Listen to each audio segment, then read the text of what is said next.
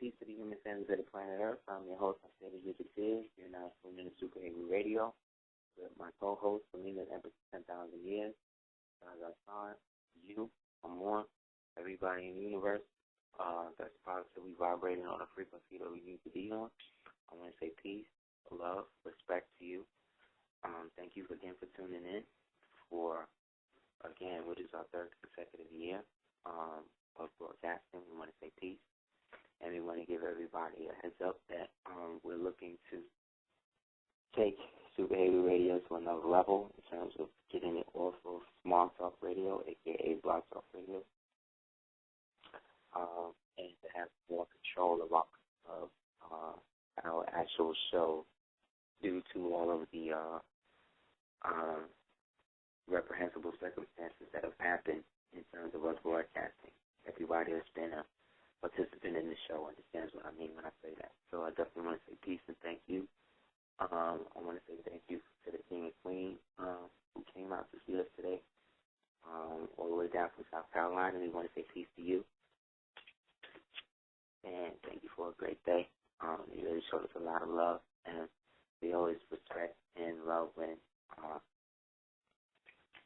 comrades from the radio tend to reach out and just want to say peace. Come down to check us. So we definitely want to say peace to you and your family, and thank you and that great dog. You had a real dope dog. Also, we want to say rest in peace for all of those people who have been slain through unfortunate satanic circumstances, such as, Trayvon, as well as the 35 to 37 other original people that have been murdered since he's been murdered. We definitely want to say that. We definitely want to say no respite for Zimmerman, even though somebody recently went on the side of a black cultural center and spray painted the words "Long Live Zimmerman" on it. So, as you can see, there are a lot of people who actually respect this whole race-killing, hyperactive situations going on. It's very interesting watching TV and watching other people justify the murder of someone, especially these Caucasian people who tend to use buzzwords like, well, we all don't know the facts, or, well, we still have to take it into consideration as it's guilty until proven innocent.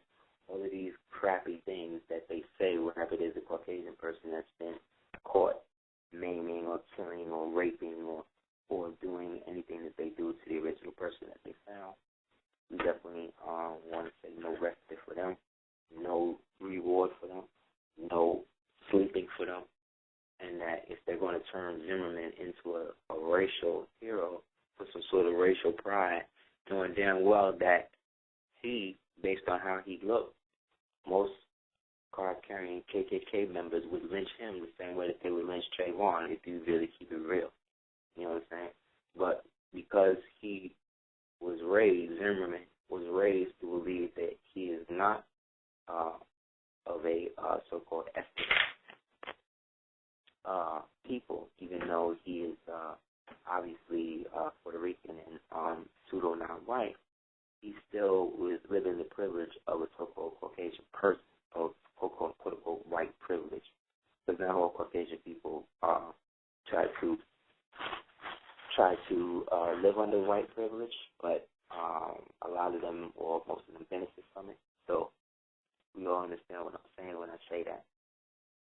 Again, and even when I say that, I'm not talking about quote-unquote white people in general. I'm talking about anybody who is petitioning to sell their souls through the caste, C-A-S-T-E, of so-called white supremacy. So even though we know that that's a misnomer because there's no way that they could ever be supreme, but, they have created a society in which words like that actually mean something to certain people.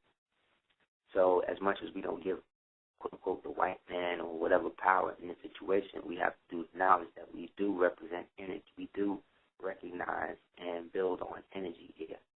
And you can ignore, quote-unquote, white people all you want, and that's great, because the more you do it, the more they're going to want to try to get you to pay attention to them. So that becomes a dance within itself. So my thing is to, again, urge original people to be yourself in all situations, and don't always take the bass out of your voice when you're around these people Don't always try to conform and make them feel more comfortable than you feel in a situation to discredit your uncomfortableness. Don't alter how you look at yourself. Don't alter how you look at yourself based upon you trying to fit in with other people because you feel that, you are the quote-unquote minority. One, you got to start to get rid of that mentality out of your mind and know that every time somebody uses that term minority to describe you, what they're referring to is the fact that the majority of people in the federal system at the upper echelon of it happen to be phenotypically Caucasian. And those are the people who are phenotypically writing these outdated laws and these outmoded forms of control that are there to instill a certain degree of fear and apathy within you and your own people. And so because they know that this country was basically on its way out up until they nominated the person that they got sitting in the Oval Office now. And that really, if we really, really, really want to keep it real, if it wasn't for Michelle, his ass wouldn't be in there right now. So let's really keep it real in the fact that the only thing that makes people really comfortable as to who and what they are is that people deal with their archetype. And there's a certain degree of respect that comes with manifesting and procuring energy from a reflection of yourself, whereas not always going on the outside of yourself to feel like you can't do that. Because whenever you run away from anything, that is the thing that's going to come right in your face again to deal with. So it's better to deal with it off the rip than deal with it on the comeback, because dealing with it on the comeback means that you didn't acknowledge it the first time, which means that there's something within you that's fearful of it, which means that thing is doubly more powerful, whatever it is you may be dealing with. So we definitely want to stay and understand that our archetype, specifically in terms of the original man, original woman, and original child, is basically the archetype of progressive humanity, or progressive, what they refer to as humanism, a.k.a. man and woman, WOMBMAN. So anything on the outside of that is an alternate version of what must be manifested as truth here, as a functioning family here. And unfortunately, for some reason, within the past 75 years, we've witnessed the automatic decline or the deterioration of the original family. But at the same time we're watching that, we're watching the consolidation of Western society moving into a future to create a place for itself where it is self-perpetual. We are just seen as the add-ons or the butlers and the maids to that progression of quote-unquote white people. And your quote-unquote white people have looked at you as such a slave for so long that now that you start to see yourself on the opposite side of that, they don't really know how they see themselves. Therefore, they have to enforce the whole slave mentality in you that much more.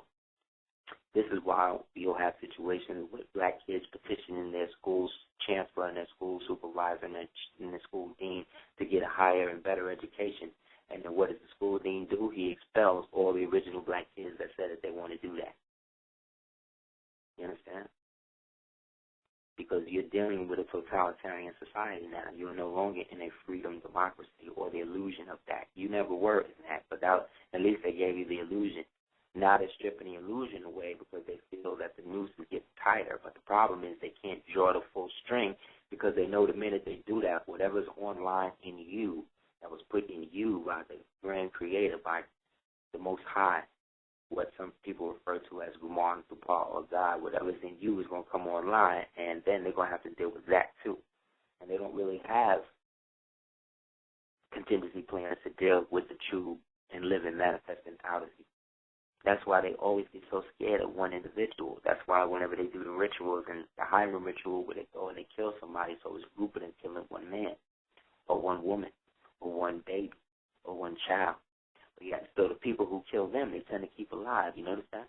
Charles Manson, Ishmael Axe, the first Virginia Tech killer, the second Virginia Tech killer, the Korean dude that they just caught up in shooting up another technical university in the Midwest in the past week. Anybody who kills them and goes shopping and goes postal and bombs them, if they can get that person out alive, they will. Because they're always interested in studying anyone who's interested in rebelling against them to such a degree that they're willing to take arms. Because they know that they they basically kind of traumatize most of the American people into accepting anything they want to do to them. So as much as cortisone people and as much as these people are upset and everything else, you have another huge portion of so-called white America that is very okay with what happened in terms of the Trayvon thing, who will never believe that you are targeted as that because they have set themselves to believe that you are the worst thing in the world and that anything that happens to you, you deserve. Anderson Cooper this week, just on his show, did a whole expose on who was really racist in America. And it comes to find out that, guess what? White people are the most racist in America because they started to deal with white children. And they said 90% of white children have racial issues dealing with black children. But almost 98 to 99% of black children don't have any problem being around Caucasian children. So what this means is that their parents is basically creating them to be the little KKK Boy Scout members that they eventually grow up to be. This is Anderson Cooper. Anderson Cooper, who happens to be the son of Gloria Vanderbilt and the Vanderbilt Empire, unfortunately, that is down with the Illuminati, is coming on TV and telling you that white children are the ones that are perpetuating this racism throughout the country, and that black children don't have them hang-ups. But black children's hang-ups is the fact that they still look at Caucasian people somehow in situations where the white dog is better than the black. So what in your black community is not functioning where your original children don't have knowledge of themselves or feel adequate enough for themselves, where they still feel that they got to conform, even with a black president, even with a black first lady, even with black president kids and all of that. Because what we're saying is he's black, but everybody around him is a Caucasian. Of that has anything to say. You know what I'm saying? Even his president, the person that, even secret president, the person that this dude functions under, right? Secret president could either be George Soros, it could be Zbigniew Brzezinski, it could be, what's his name? Evelyn Rothschild. It really doesn't matter. But we're talking about somebody who has the illusion of power, and no real power at his own disposal to help himself and his people. Because he don't see himself as one of y'all. He see himself as one of them. And he see his children as one of them. You understand? The only one that was pro-militant like that was Michelle. And really, she's the only reason why he's president right now. Because if he was married to Becky or a white woman, we wouldn't respect him. Because guess what? A lot of original people don't respect black people who marry out to get money. Clarence Thomas. You know what I'm saying? Heather Headley. Any of these other ones who try to marry up. Mariah Carey, she was with Tommy Mottola. She was married to the devil, okay?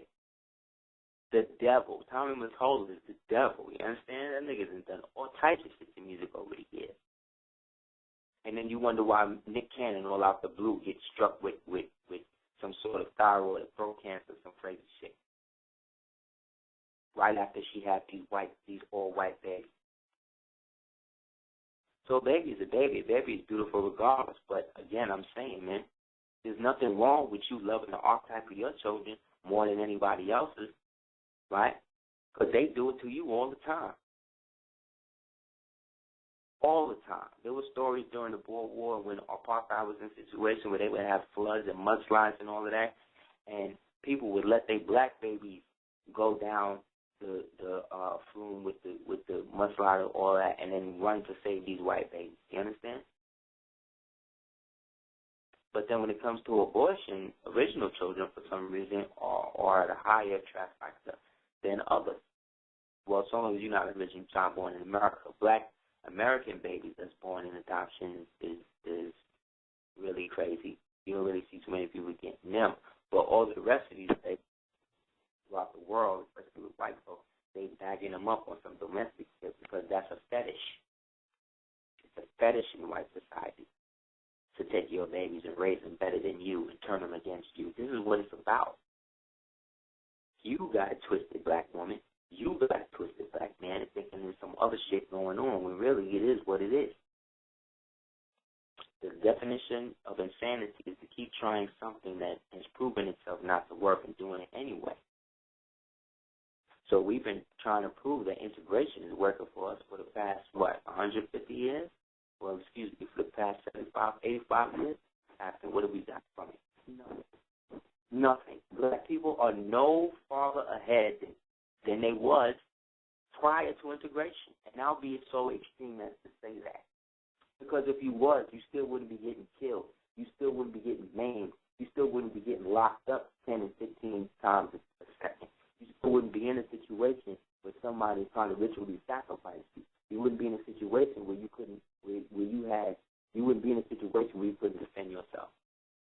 These 85% black people is the ones that's holding up the game, man. You know what I'm saying? Because they don't really give a damn. But I tell you this, within the conscious community, there's a 5% within that 5%.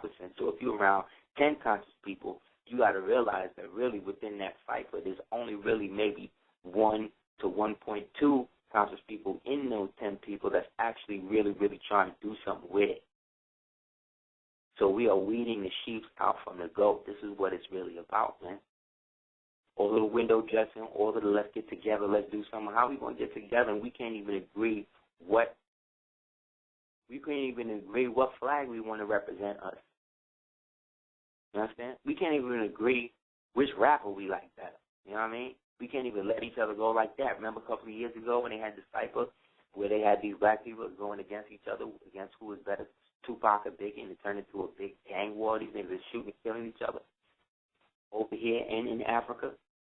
Why is it that black people are so susceptible to trivial, mundane, little kid shit like that?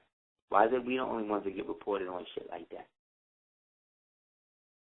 When these devils, these North Korean people, these Chinese people, these Japanese people, these niggas are selling each other, man. Y'all got a whole human trafficking ring that comes through every day, that come into every port of the United States, okay? Dropping off human cargo. They own people they enslaving. You know what I'm saying?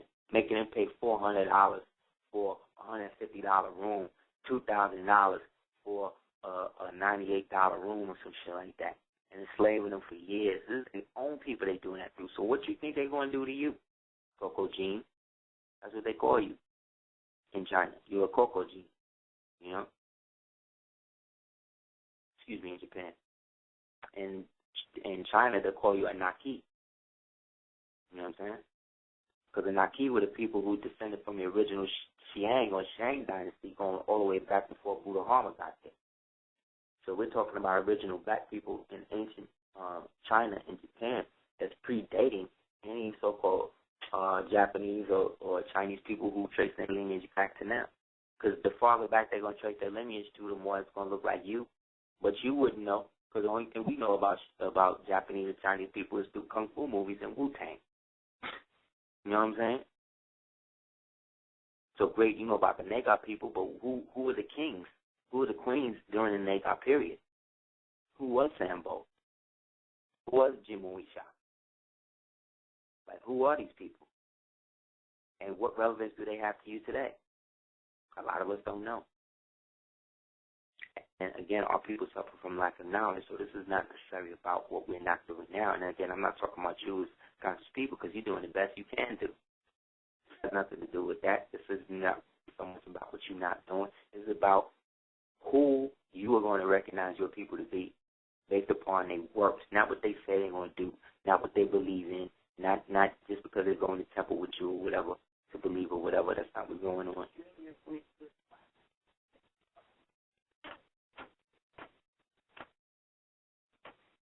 Sorry. So it's a situation, like I said, where all of this is going down and all of these people are creating different views and modes of control for you to go into that kind of look like they on some knowledge-based shit, but really we're talking about people who are provocateurs. You understand?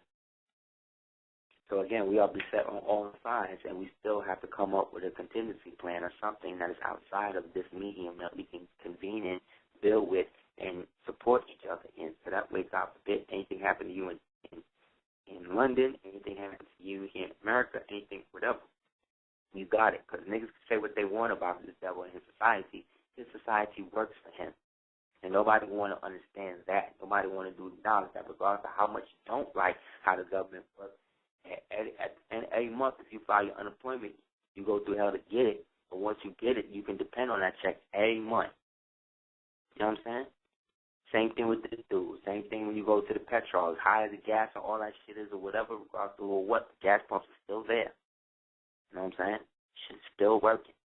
You know, as much as these pigs be killing original people and all of that, that's great and that's true. And that's part of the ritualistic practice that's into becoming police officers and moving out of the human family. But regardless of who or what, them same officers can depend on the fact that if they do maim and rape and kill a nigga or whatever, that them other officers that's in there is going to keep that damn secret for them. Name one group or one element within your society right now, other than the so-called Freemasons or Prince Hall people, that's going to keep that secret for you. I'll wait. You know what I'm saying? Because the way that these groups go is they be individual amongst themselves. If you ain't down with them, then you ain't helping them. If you ain't a car carrier member of the MSTFA and you get in some shit and you file paperwork on the outside, you say, well, I'm a Moor and Noble Jolly said this and any Moor Science Temple will validate me and agree with that. Don't say that, because these Moors will leave you out in the lurch. These niggas will call up a Moor Science Temple in their community and regardless of what the Moors will be like, nah, he ain't down with us, so whatever he doing, he illegal. Because they look at it like anybody that's not down with them in the Moor Science Temple and you file a paperwork to declare your nationality, that's basically a usurpation. They're looking at that as a usurpation. They're looking at that like that's getting them in trouble. So they're not acknowledging you, black men. You know what I'm saying? But Noble Jolly didn't do that when he was alive. He didn't do that. Any Negro that was coming and trying to get up under this thing or whatever, if you expressed the interest in coming into that, then he was going to open up a way for you to do that, regardless of whether you join him MSTFA or not. That's why you got pictures of him with the congressman and all of that, prior to him being killed or ritualistically, satanically sacrificed. That's why you got people who was Christian and all of that was coming behind the Moor Science Temple, to the point where they created Amos and Andy and created a skip on Amos and Andy called the Kingfish that would be able to lampoon Noble Joe Ali. Then they create the Shriners to take away the emphasis of what Noble Joe Ali was doing. That's why when I see these black Shriner niggas, it's like, that's cool. But you're joining up with the same organization that was founded to spite the Moor Science Temple. You understand? You know how many Freemasons, you know how many Easter Stars is in the Moor Science Temple right now? Is in the Nation of Islam right now? That's in the Nuwapians right now? That's in the RBG right now? That's in the comedian sections right now? That's in the Rastafari movement right now? And again, I've always said, Masonry, again, Freemasonry itself was a tool that we was given to the uncivilizable to civilize them. I never believed it was something that we needed to use to civilize ourselves, but apparently I'm in the minority in that opinion, because most of these niggas feel that you're not qualified unless you go through that. So what are they saying to me? They're saying to me that me being born on the square is not enough. That in order for me to fully be realized as a full functioning literal real human, that I got to go through some birth to some sort of lodge. Come on, man. Just because you went through that shit and I didn't, don't got to be a situation where you feel like you better than me or you more evolved because now you get to hold the secrets of a bunch of niggas that you don't even know. When all you got to do is go to Barnes & Noble or anything else or meet an old elder to give you the real knowledge on the shit like we supposed to have done. Remember, we are a griotic people. Therefore, everything we give is an oral tradition passed on. Anything we give to niggas in form of writing is something that we got to do based upon the limitation of trust that we have of each other as individuals. So how are we more evolved? These are the questions. These are the things that are pertinent in terms of our coming together as individual people. But the people that's asking these questions are people who felt that they got to sequester themselves away from the rest of everybody to not get caught up in the drama and the bullshit. You got to realize every movement other than this one has been checked by the man.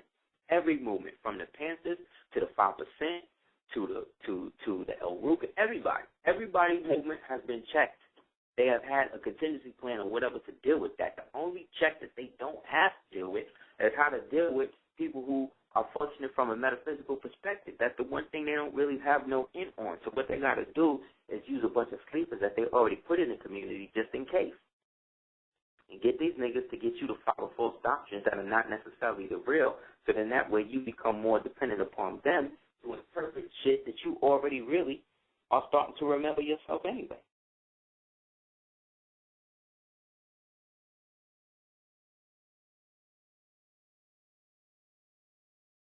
So this is what the Bible meant when it said that there will be times of wars and rumors of wars, you know? We are in that time. And to keep it real with you, to me, this is the best time to be alive because we may be the first generation to actually really see a physical change in this motherfucker, man, for the best or the worst. But again, it's got to get worse before it get better because that's just how the ebb and flow of reality in this matrix is. So I'm not going to complain and act like it's supposed to be something that it's not.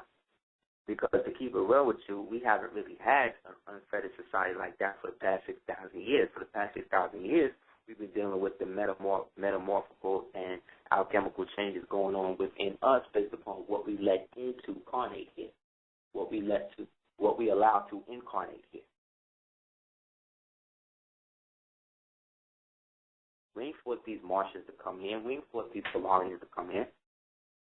We just got rid of the Greys a couple of years ago, and now that has switched up, and now they're starting to incorporate subatomic demons from a higher radio frequency into this book. You know what I'm saying? So it's always something else. There's always something looking to break in this reality and knock you out of your position. Because everybody in the universe is jealous of you for the fact that we are the ones that was created in the archetypal image of the Creator. And even if that's not what happened, that's what we told ourselves enough where we believe that shit. You know what I'm saying? So as human beings, you know, whatever we choose to believe in, give our energy in, that's what we rolling with. So nobody else in the universe got that title but us. So everybody else in the universe want to come here and get us to give it up. So because they can't physically manifest here incarnately to do that, what they got to do is use vessels that are more melanin inert, that allows them to manifest, but is in a position to have the most say. So they use the Caucasoid phenotype as a manifestation point due to the recessive elements of melanin, which act as an inhibitor for demonic possession. They don't have that to worry about. Therefore, there's no real hypothalamus that's going to kick in at 8 years old or whatever. It actually turns off in them at 8. So they have a pristine body image, a body type that they can use. So it's no wonder that they would want the blonde hair and blue-eyed phenotype to be the most predominant on the planet because that happens to be the one that they're most comfortable in. You see? They don't hate you because you're black. They hate you because they're not black. They hate you because they don't have the thing in you that's connected to the Creator because they turned themselves off from that when they chose to adopt the Yakub or the so-called Luciferian experiment. The Luciferian experiment is creating a creation that exists on the outside of creation or on the outside of God with no love. A world that exists that can subsist and exist the way that it is, all with everything in it except love. And if you look at it, that's basically how the society is running now. Right? Remember when Black Eyed Peas made that song, Where's the Love? You know what I'm saying? Or Heavy D or whoever made the song, What Happened to the Love? This is what it's about because love is the vibratory frequency that binds everything and everybody together. It takes love to create worlds. It takes love to create life. People don't think so, but there got to be some sort of love in you to do that because if you're creating a baby with somebody you don't love or don't even know, then you're leaving yourself open to whatever, man. You don't know that person. You don't know what soul is incarnating that. You don't even know the person you're having a baby with. Right?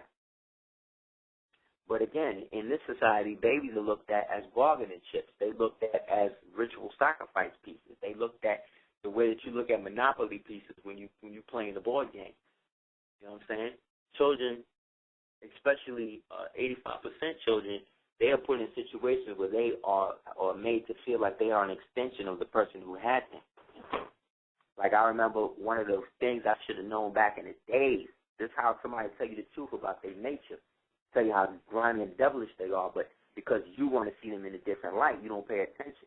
Long time ago, my eldest son mother told me, well, let me be with him now like this because I know when he get older, he ain't going to have nothing to do with me. And I looked at her kind of funny, like, why would you say that? You know? And she couldn't answer, but I do the knowledge now based upon the tactics and the things that she did just to become the single parent. Like, you got niggas that will literally fight you to be the baby just for dolo. When they fought you to be with them to have the baby. Then you get the baby, then it's just a flip. But again, I'm not special. This is what's happening to our people as a whole. You know what I'm saying? But the difference is I don't have no problem talking about my situation because I done went through every aspect of it. And nobody could tell me nothing. Nobody could tell you and me or anybody who's going through a situation over 5 years of dealing with the same type of devil and the same type of devilishment. Nobody could tell you nothing about that unless they have lived it as well. You know what I'm saying? But what I did see was somebody who would lie to the hilt, would lie so much that to the point where they was actually, where the lawyer actually called her out in the lie, I'm talking about my baby mother, talked about her in the lie in the courtroom to the point where the lawyer fired her. The lawyer got up and said, I can't represent this woman because she didn't give me the real knowledge of what she was trying to do in cuckolding this man. She got up in court and said that. That's unprecedented. You understand what I'm saying? For family court. You know what I'm saying? But again, she was revealed. She admitted that she perjured herself. If I admitted I perjured myself in court, you know what they do to me? But again, the whole purpose was to get me to do shit like that. So because I stayed in my honor and stayed in my situation, she had to be out. And eventually she had to be the one to be revealed to be the devil. But it still don't change the fact that she was still able to get away with it. Because the devil will reward its minions in that sense by creating a situation or a cycle for her to be in which they always still going to look at her like, oh, well, she's the mother. She get locked up and what? You know what I'm saying? Also, they look at her as a minion who works for them, solely based on the fact that she's working against me and the baby. Ain't nobody forced her to make me pick this baby up at the police precinct. I never do nothing to her to make her do that. I have more police reports on her because when I would go pick up the baby and she wouldn't let me get the baby, I would go right around the corner and file a police. I had shit stacked, and it still didn't make a difference. And you talking to a nigga who won. You talking to a nigga who put a lien on family court. All of that. And I'm saying to say to you that it would have been a much sweeter victory if there was more original people that I could share that with and that could come out and basically make a public statement about that, saying that no, for no longer will original people or Moors or whatever we want to call ourselves be in a situation where our babies get kidnapped and then we got to ransom them out in the form of the family court. I would have loved to have a press conference right in front of the building that they didn't have to abandon because we would put so much work in that shit. I would have loved to do that. But we didn't have a cohesive community to do so. And I know because during the time I was calling all of these niggas that's making all of these tapes now. Most of the niggas are making the tapes now, except some of the younger cats. But like a lot of the older cats, I was in contact with them coming up. And none of these niggas was there. None of them. I'm talking about the ones that be speaking the most, okay? So don't let niggas fool you. Don't let knowledge fool you. Don't let knowledge that's being spouted from people fool you like they're going to come and help you spit that knowledge to whoever else and to help. No, you got to learn how to do this yourself. You got to learn what it means. God helps those that help themselves. And as great as these movements are, you got to be down with them for them to do something for you. And even when you get down with them, a lot of them don't. I be getting calls all the time about how these niggas are starting all these different types of classes and all this other type of shit, and these niggas ain't following through. People trying to get them on the phone, they can't get them on the phone. But again, this is about the people becoming more discerning about who they're giving they energy and power to, and knowledge to, and money to. If I had $1 for every time somebody called me and said, yeah, well, you know, I saw you, and I saw you on this with this person, or, you know, you guys are really doing your thing, and blah, blah, blah, as if we all together. And I don't like to give people, especially people just coming into contact, a false illusion that this is some all big kumbaya shit, like everybody's working together. That's not what's really going on. You got some people that's working together based on the fact that that's they clique, but then you got other people that's working to undermine the work of people that's not trying to be down with the clique.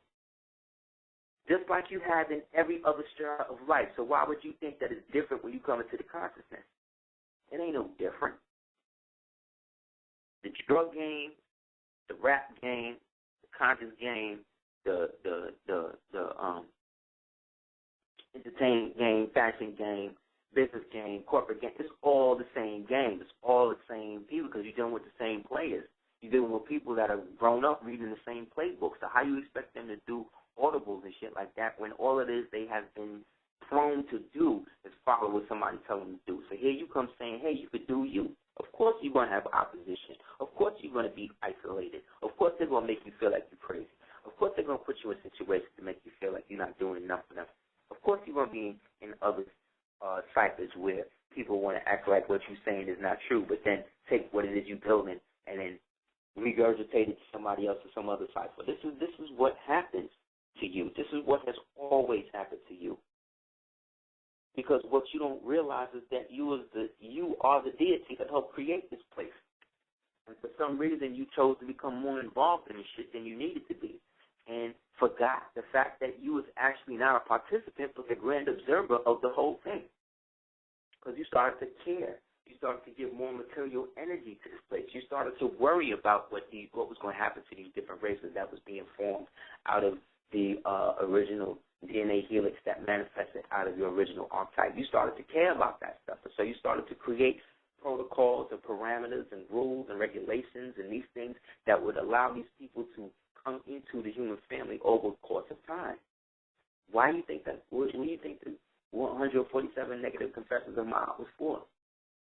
Why would people who was already on that level need to write down something to remind them of what they already were? Getting it twisted. Why would we build pyramids to represent and glorify us when we was already in a state of glory where each one of us was a living vibrational bioluminescent pyramid? Why would we even care about that? Why are you still entertaining pictures in these books about Egyptology and they talking about they're using ramps and using pulleys and all this other stuff to bring these bricks up when you know damn well that we built these pyramids from the top down? Why are you still entertaining shit like that? Why are you still reading books like that? Why are you even giving your knowledge, wisdom, and understanding to these white folk or these black folk that's so brain dead that when you start telling the truth about some shit, the first thing they want to do is challenge what you're saying?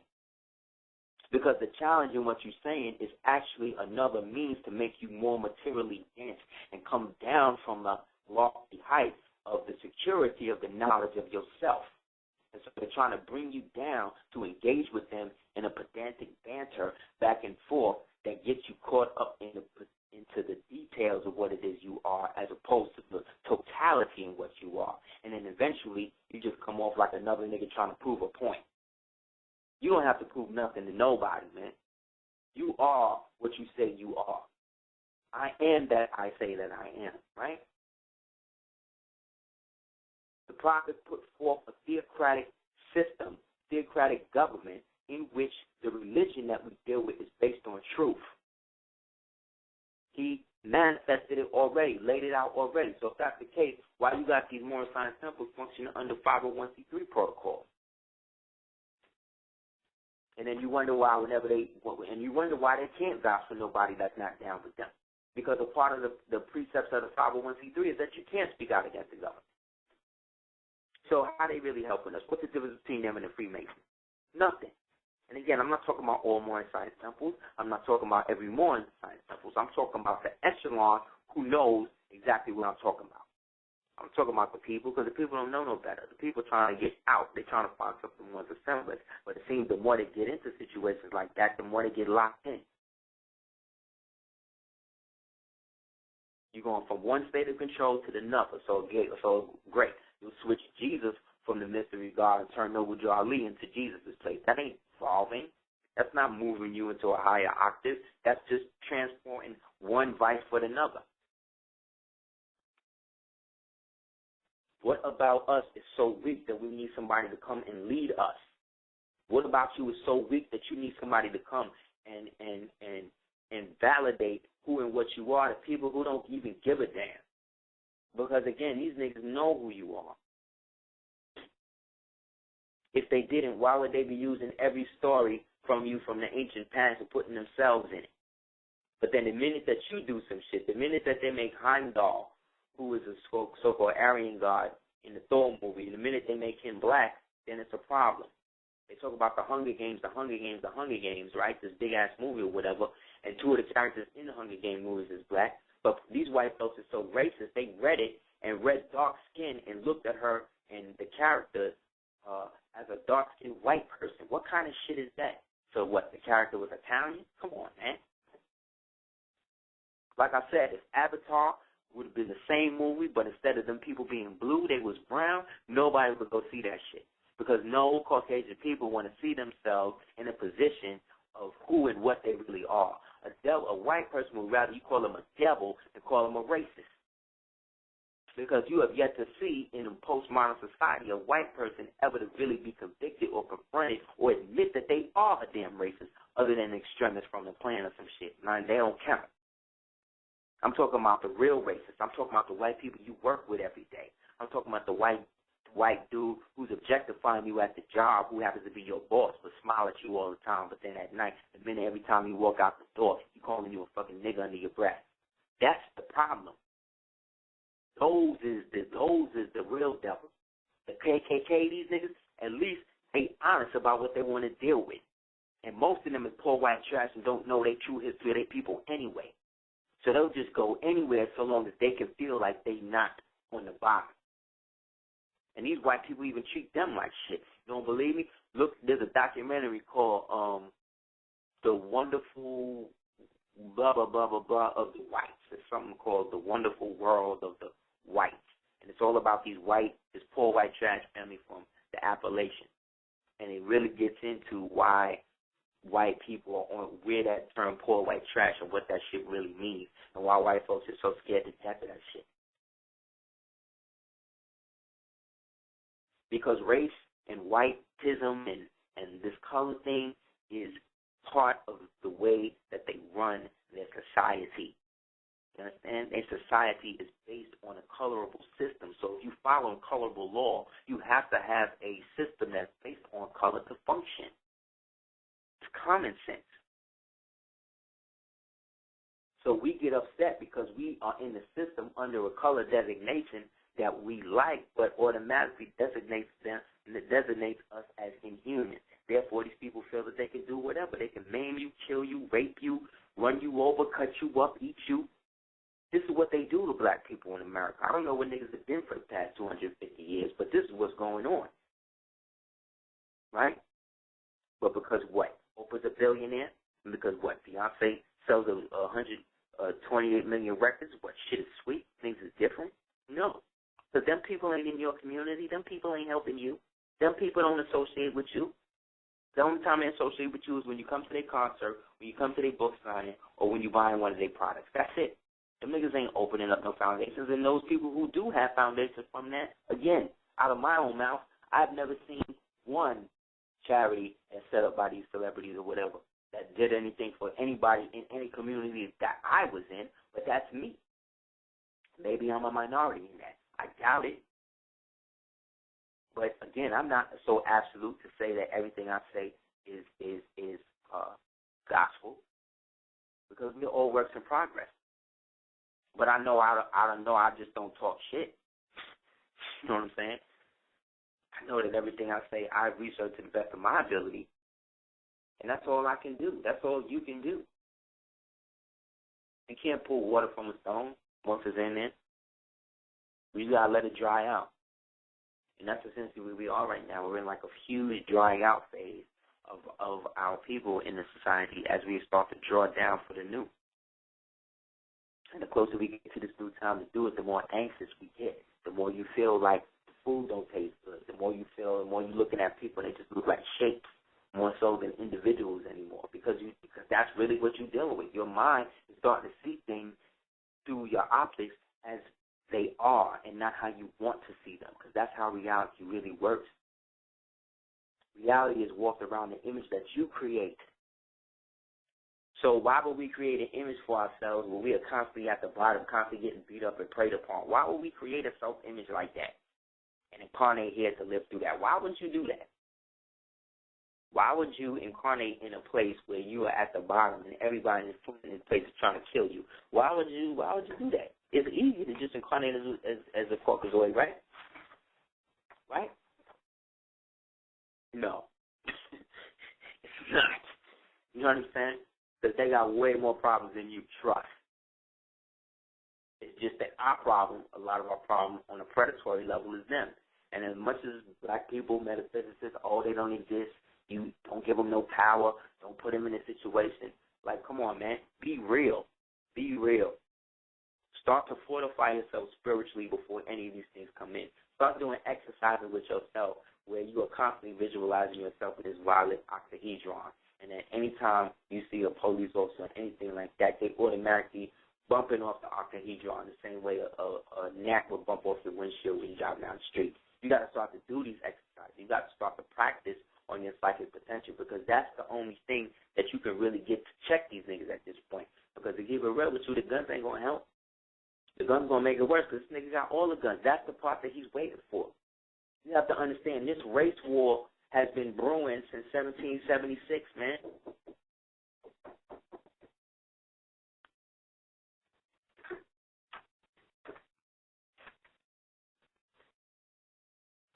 This thing has been brewing since then. This thing has been popping to such a degree that it's at a stage now where the only way you're going to see something different is if these niggas actually get what they want. So I'm not on it like that. I don't feel like that's going to help. But I know that they feel that they need it to help in order for them to have something for themselves. So they're gonna move this thing to overdrive. Don't think Trayvon gonna be the last one. Within 2 to 3 weeks, you're gonna get another one in a more heinous circumstance. Look at all the original people they've been killed since him. They ain't stopping. They don't care. You know what I'm saying? Obama, he can't make comments on every black man and black woman that they done murdered or has been allowed to be murdered in society. If he did that, that's all he would talk about. You know what I'm saying? And he still got to make this thing look like, he got y'all niggas under control. So let's not expect, miracles from something in a situation that is really a train that's already, don't expect the train to come and get you when it's already shown it's off the rails, man.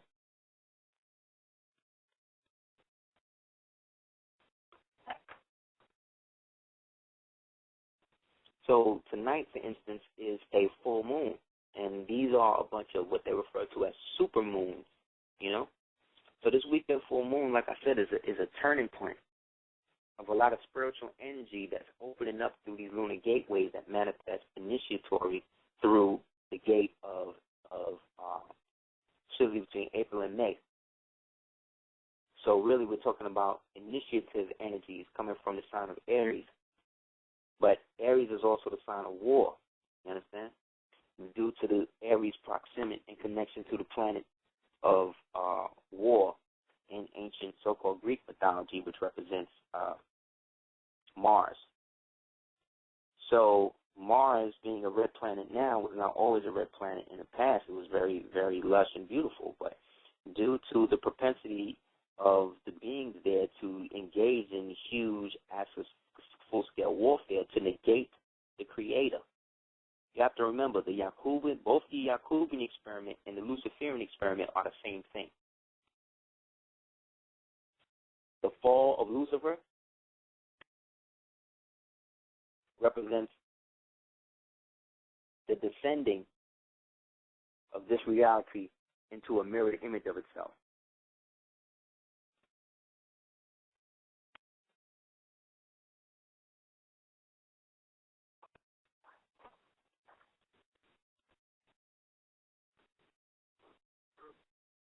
So for whatever reason this is going down, you got to remember.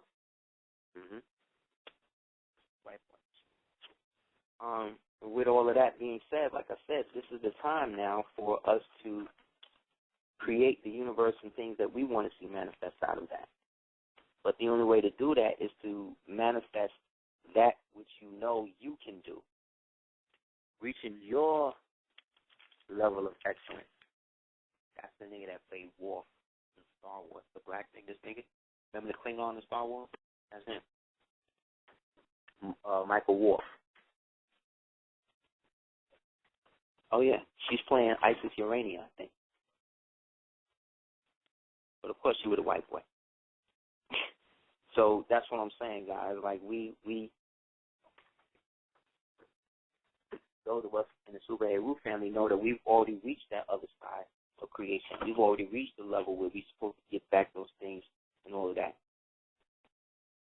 Why do you think every movie with an alien invasion, they got, if you really look at some of the movies that came out recently, there's a movie called The Darkest Hour that came out recently. And it was all about dark matter entities manifested in Earth. Earth was basically being invaded by hyperdimensional entities.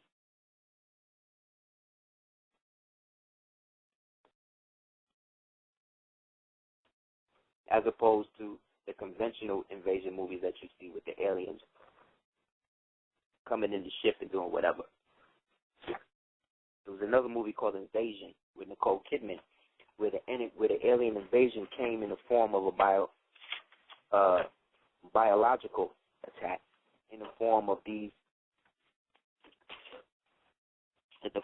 little sponge-like spores that was falling down on everything and infecting everybody, right?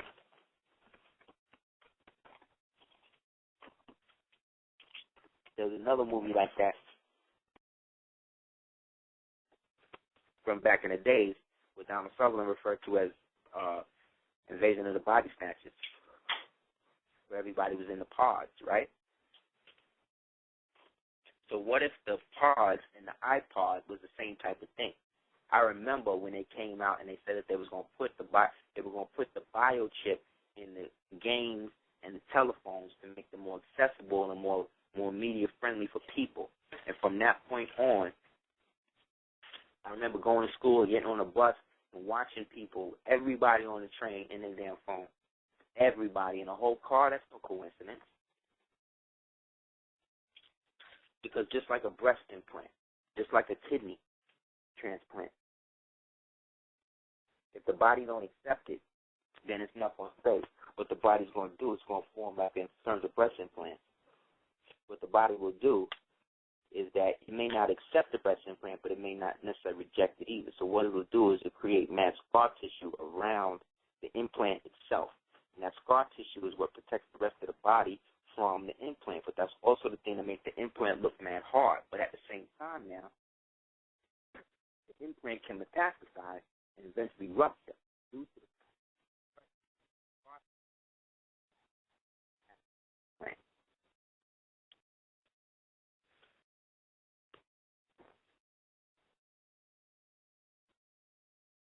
So again, as this full moon is coming over,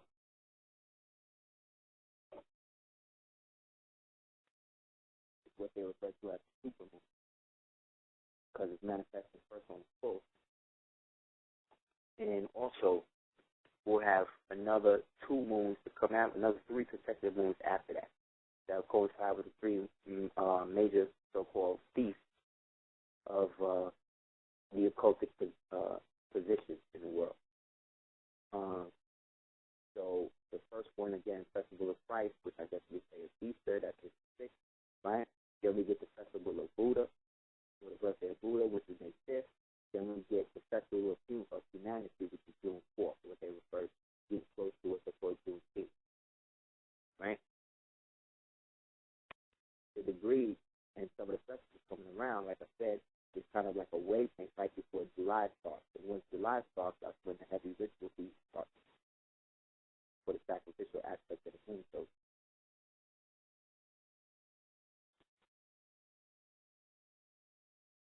So the moon is at its territory, which means it's the closest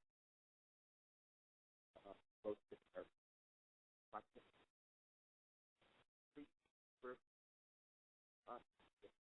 To the fact that the moon was once connected, you know what I'm saying? And what they term the cleaving of the earth and the moon. One of the only people to talk about that in literature was the Honorable Elijah Muhammad, peace be upon him.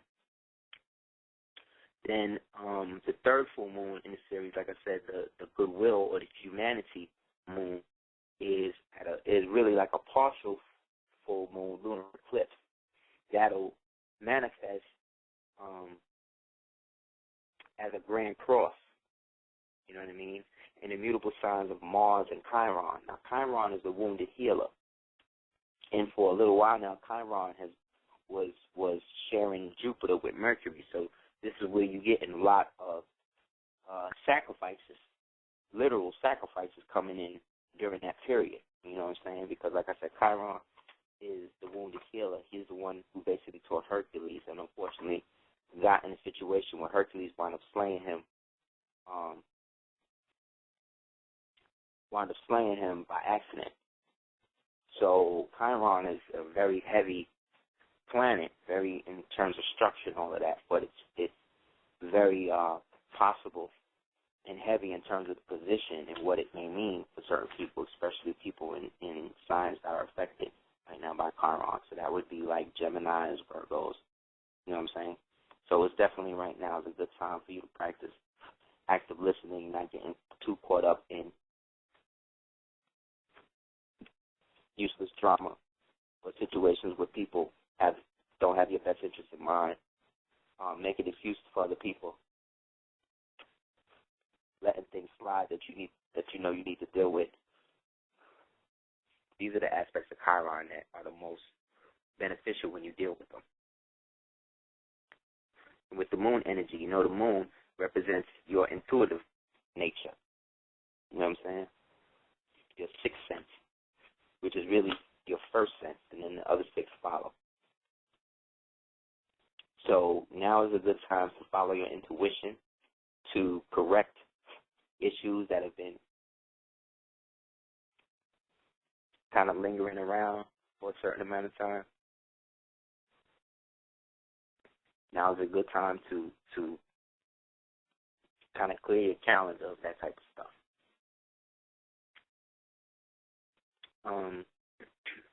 Also, later in June, we'll have a solstice that's followed by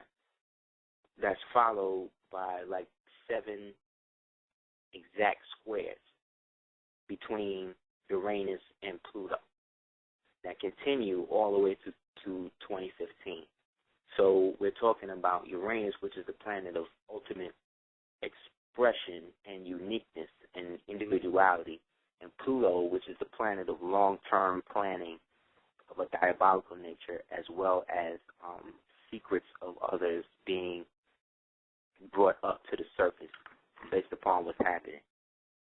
So as you can see, they've already projected, again, 2012 to be the end of the quote-unquote world, but really what we're talking about is the end of a specific cycle of reasoning that has existed on the planet for the past, I would say, 6,249 to 50 years or 60 years, but within our humble genetic lifespan, you could say within the past 250 to 275 years.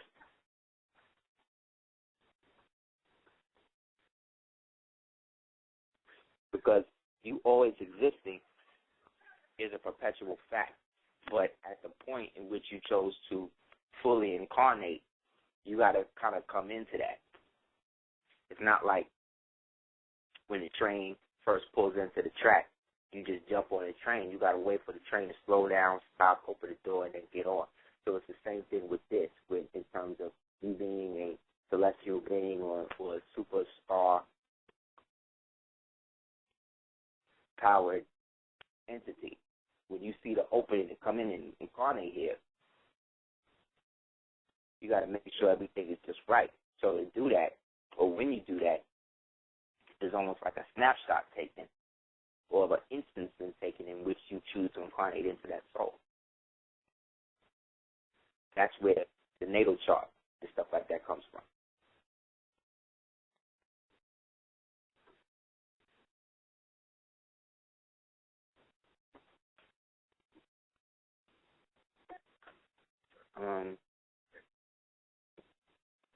So magic, creativity, opportunity, chaos, crisis, upheaval, all of these things are working tandem at this auspicious time.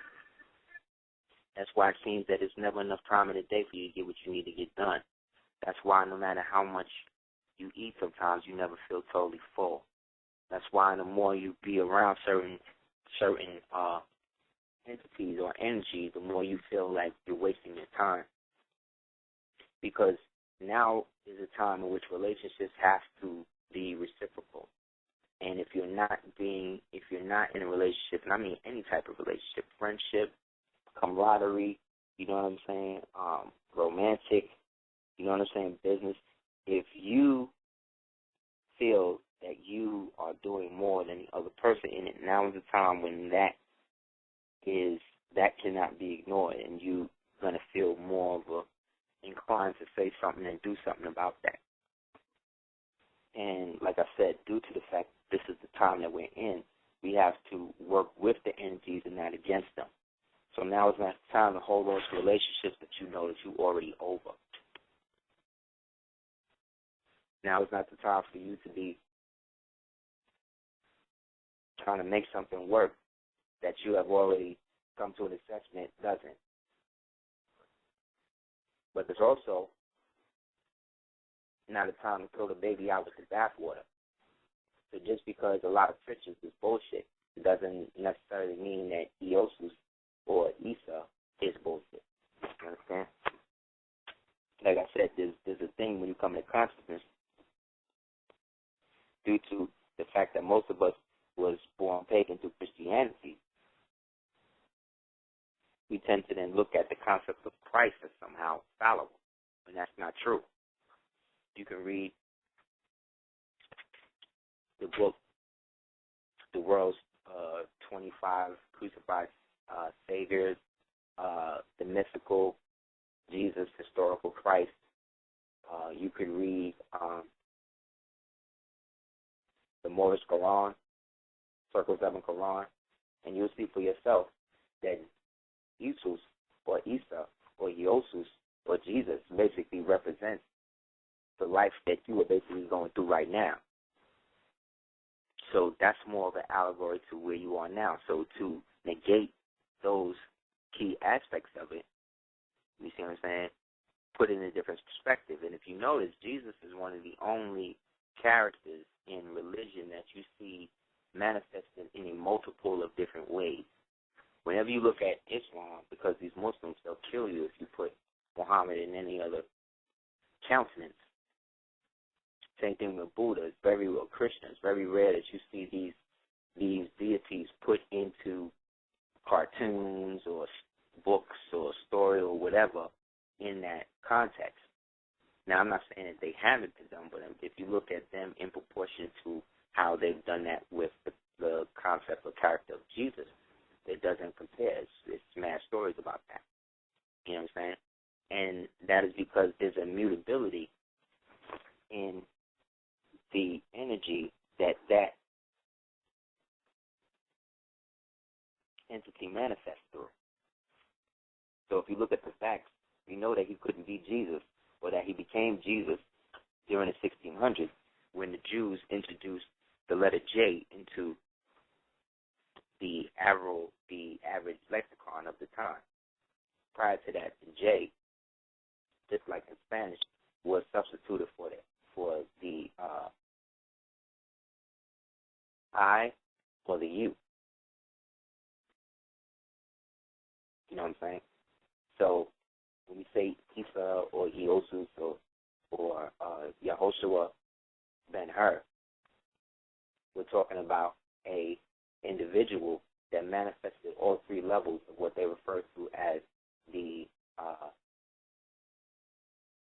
rise, redemption, and then resurrection. The rise is the birth, the redemption is the life, the resurrection is the life after death. So being that that was the case, the story is that Osar, or Osiris, is the key to it all in the form of that, because he represented the archetype, or was the first post-human melanated being to transmute melanin back into another form other than black or brown. Through his dying and coming back as the Lord of Vegetation through the water, which is why he's depicted as green.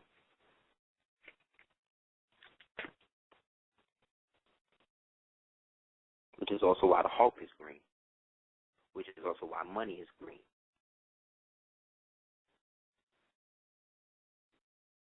The pineal organ, which represents the aspect, the coming into physical aspect of us all, is added onto by its ability to transmute life and propel the soul back into its original state after so-called death, with the ability to possibly reanimate the body if given the proper parameters of physical, mental, and spiritual expression. So to keep people from doing stuff like that, so when you see like zombie movies and stuff like that, that's not the same thing. Those are reanimated corpses that function through the specific reptilian section of the brain, which is a natural outcropping of society when it gets to a certain point. So when you really do the knowledge on zombies and zombie outbreaks throughout time in recorded history, there are many reports of it, which leads me to believe that it's a natural aspect or deterioration of the human species when it gets to a point of decline. It usually comes back now, which is why that's more children.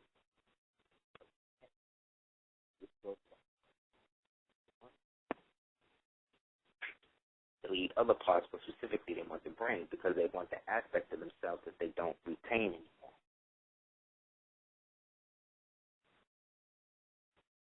So if you take the zombie concept and then apply it to people on Earth, the same concept holds true in the form of when you apply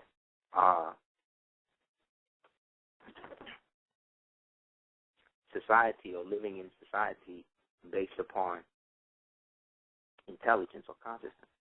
Most people are zombie in nature when it comes to stuff like that because they're going to outdated forms of education to validate themselves when they themselves already retain all the information that they will ever need.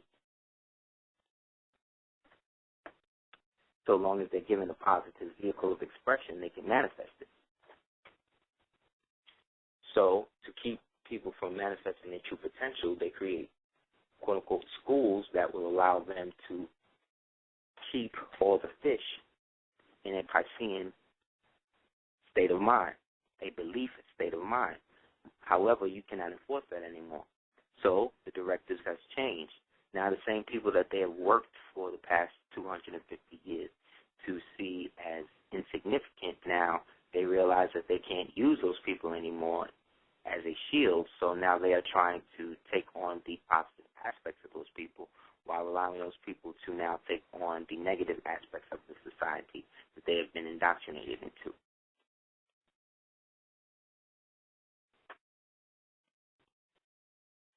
So our Venus, the current Venus cycle that we're in right now started around November 5th in Scorpio, and it will come to its conclusion after a brief underworld journey in early June, right before the Jason month starts. Again, Jason represents July, August, September, October, November. Venus will also disappear from our view sometime around the 30th of May, and that transit will essentially transit the face of the sun on, I would say, between the 5th and the 6th. You can't really say which day fully that is going to, but between those 2 days. And the return, as it comes back, it'll be manifested as a morning star on June 12th. See what I'm saying? When now Venus will not go into a Gemini cycle. So what this essentially means is that you're going to be seeing a high content of war actualized by the powers that be who want to utilize the Venus energy. And when Venus makes the transit, that's probably when they'll probably try to pop off what they want to do in terms of the Syrian thing, the Iran thing, the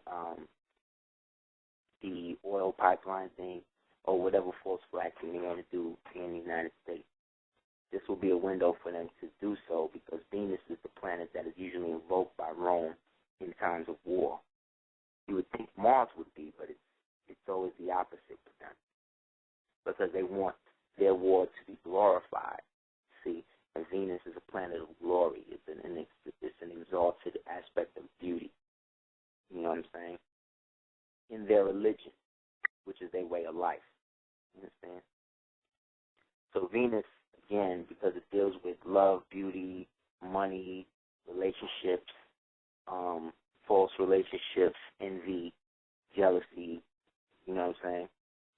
Look for a lot of that to culminate around the time of November, which is going to conclude the so-called election they got popping, which is going to come down between this dude and Romney. Romney's not going to win, but with Romney going the distance, it's going to allow them to get more people in the Senate, which is then going to create a power structure around him where he'll be kind of in the same position that Kennedy was in during the end of his reign. So, you know, look out. But the heavy aspect of this is the whole Uranus-Pluto thing. You know what I mean? The Uranus-Pluto thing is kind of like the wild card in the whole situation because that's going to be the thing that kind of throws a lot of things into play because this is where Uranus, uniqueness, meaning the people, the individualness, the creative drive, the force of love, is going to be put to deal with the Plutonian aspects of those things, you see. So Pluto had a heavy reign in the 80s, which is why the same people in the 80s, Brzezinski and Kissinger, these people, are the people that are basically pumping and functioning and everything now. So strategically, this is a way for them to dualistically attack. It's like a last stand. They're like circling the wagons now because they know spiritually a lot of the stuff is kind of like ixnay for them. So now they're really more relying on the people's appetite for destruction to kick in enough to accept certain realities that are imminent. One reality being that they're going to erect this pipeline and it's going to displace hundreds of people, and the fact that all of these tornadoes and storms are in the same vicinal area of where they want to build these pipelines and pump them through really says a lot to me that this is really more about money. And this American pipeline, again, we talked about in 2003 on a couple of DVDs, Ancient Chaos Alchemy, What the F, Muffled Genetic Theology even.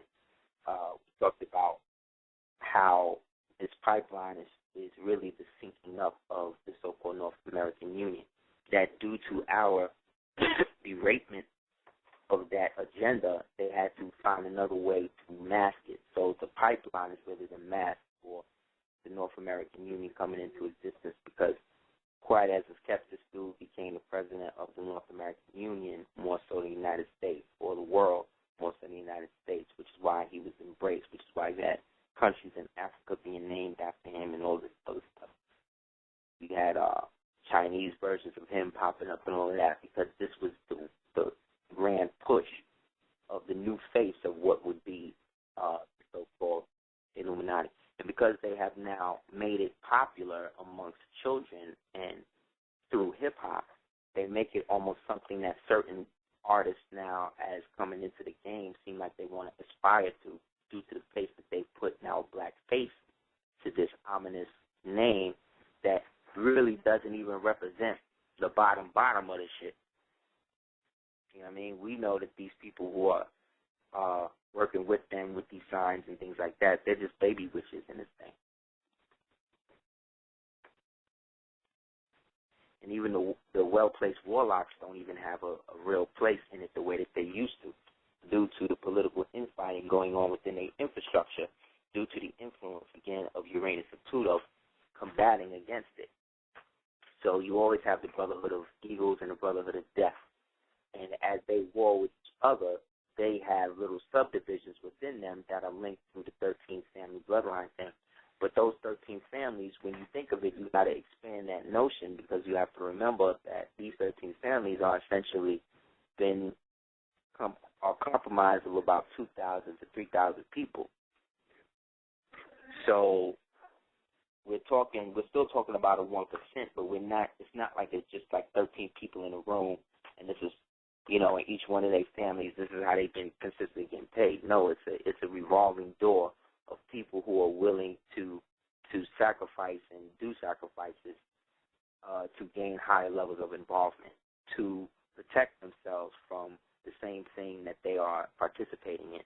So it's a culture, okay, of plausible deniability, where you're a Satanist but you'll wear a cross, where you worship Lucifer and do rituals, you know what I'm saying, or don't even realize that you're doing Luciferian rituals. You're just in it for the sex. People like Sammy Davis and these people who are just in it for the sex, you're still a participant in the grand ritual because you represent Osiris or Osar or Hiram or whatever god or deity that they're trying to invoke in whatever sexual ritual that you're participating in. So even if it's just an orgy that you're showing up to or whatever you're doing, you don't know what preceded the orgy or what they was doing in the room before the orgy or after the room in the orgy or during the room in the orgy when it's going down. You don't. So either way, you're still a willing supplicant, which is the term that warlocks or witches use for these types of things. They also refer to them as wantons, W-A-N-T-O-N-S, So this, you have to understand, is a culture that has manifested itself in the esoteric tradition of the Anglo-American establishment, or what we refer to as white America, for the past 150 to 250 years. So we're talking about an integrated form of Christianized Satanism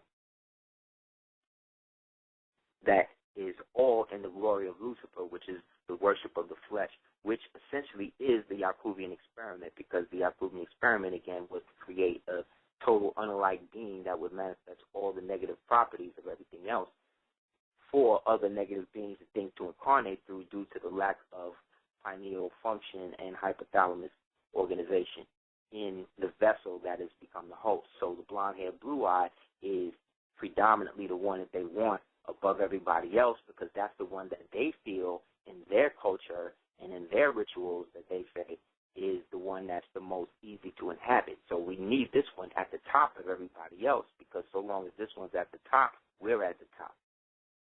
So now racism and white supremacy takes on a different phase now, because now we're dealing with the true occupant behind the person under the sheet. So prior to 1677, the Moors were the slave masters of the Caucasian serfs, while the so-called white slaves were actually owned by, quote, Negroes and Indians in the South, to such an extent that the Virginia Assembly of the time had to pass a law in 1670.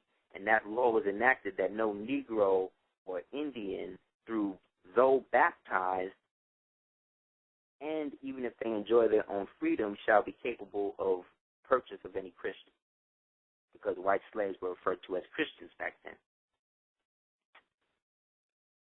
While whites languished in the chains of original people, you know what I'm saying, black people were the original militia and the ones that were free.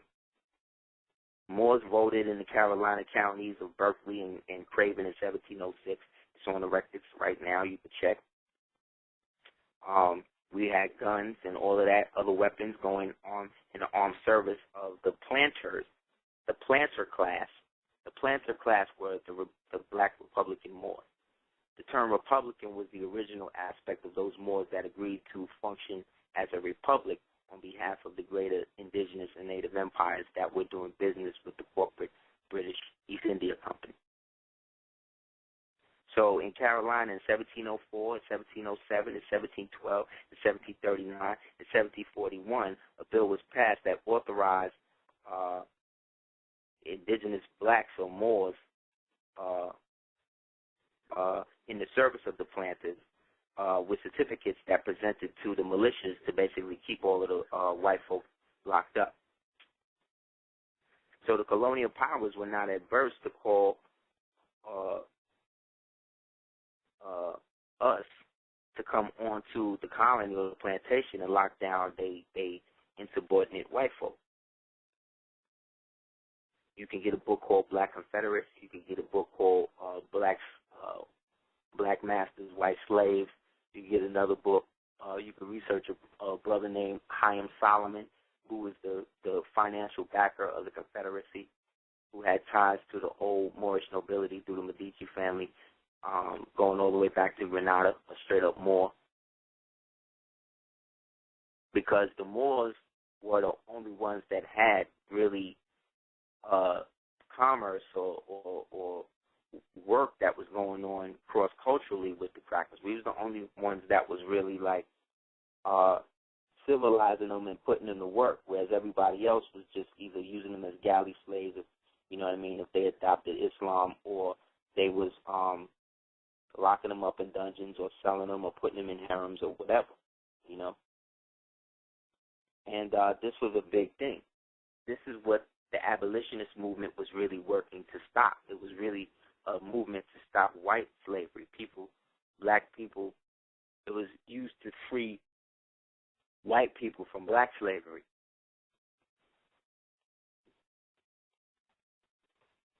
You know what I'm saying? So this is the fact. You know what I mean? But this is what is not dealt with in history, because they want us to always focus on the drudgery of the slavery and what that was about. When really the black people we talk about, when you get into the black phase of it, you're getting towards, you going all the way up to the 1800s, when you getting black African POWs coming over here and redesignated as Negroes and taught false history as slaves and giving in. There's a book you can get called Servants of Allah that gets into how princes and queens and kings were specifically kidnapped from different noble regions in the United States, as well as North, Central, and South America, and brought up into the slave system and put into that whole thing to expatriate them from their land, so that way it would be easier for the privateers and freebooters to come in and lock down their territory. These are stratagems in the nationalization that took place with our people over the course of the past, 6,000 some odd years. But within our bloodline time stream, I would say within the past 350 years. So as we awake from this amnesia, this thing that we refer to as think as amnesia was really a altar created by our minds to deal with the psychic trauma of being totally thrown off our axis, and everybody else in the world being put in a system of, again, plausible deniability as to who and what we are. Thank you. Let me see. The two major jurisdictional states in the 17th and 18th centuries were basically the autochthonous original Moorish, let's say United States of America and General Congress assembled, you know what I'm saying, who pronounced to the world the official, authentic declaration in July 4th, 1776, that basically initiated the Revolutionary War against the so-called brutish Moorish Empire that represented the Osmanli Turkish thing that was going on in the old world, that had basically taken over the world from 750 A.D. when Lord Salahuddin, peace be upon him, took Jerusalem back from the infidels in the form of the people today we refer to as Templars, who at the time were basically a bunch of black Frenchmen with Caucasian wives who had so-called Arabic or mulatto children, and whose children then adopted the manners and ways of their fathers, but then began to marry into the I don't want to use European, the Caucasian females and women who were being brought into the Christian harem under the Gallic or Frankish or Franciscan Moorish Empire, which today the remnants of that is the so-called Freemason or Freemasonic world that we live in, the so-called esoteric world.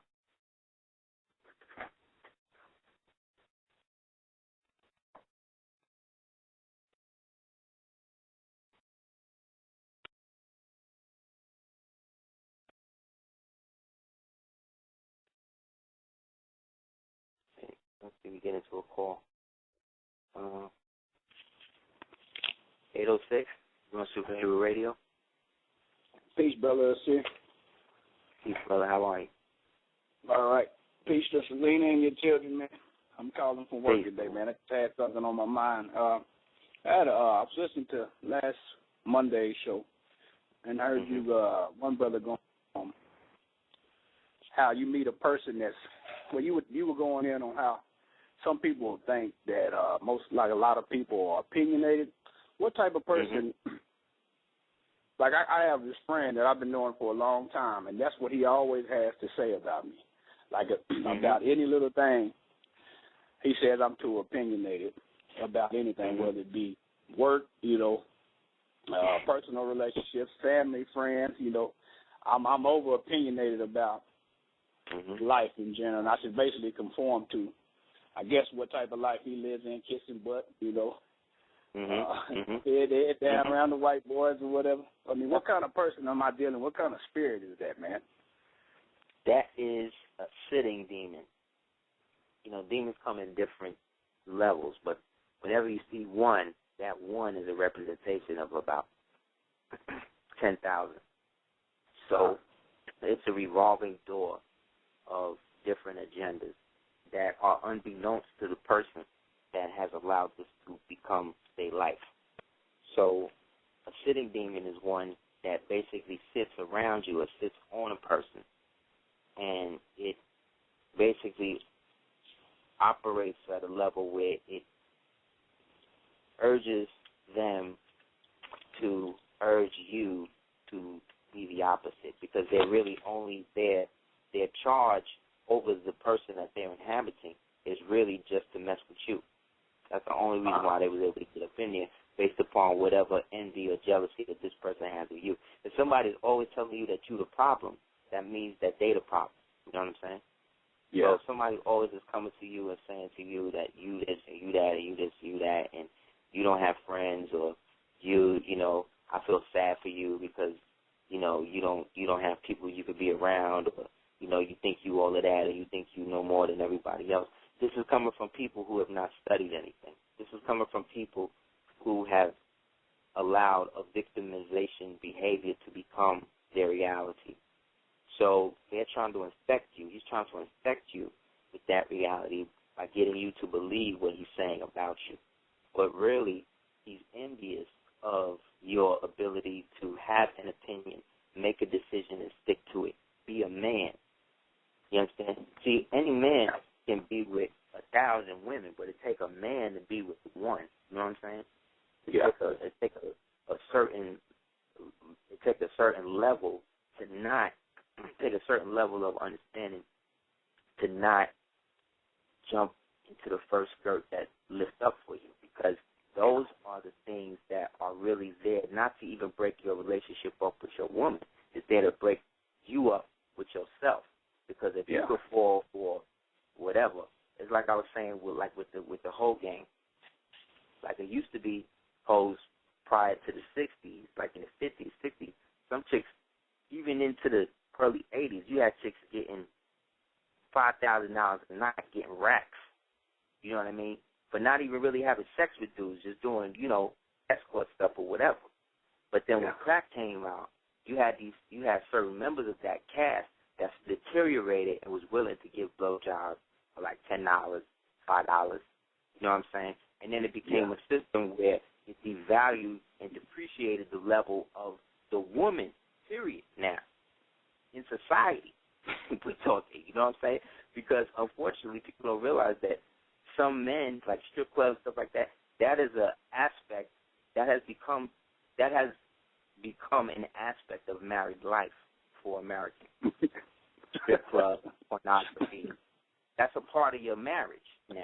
You know what I'm saying? Because when people get married, what's the thing they say? Oh, you don't have sex, you don't do this, you don't do that, you in prison, you dead, you locked down, you this. You know what I mean? It's a constant barrage of this is not the good thing to do, but they want you to do it.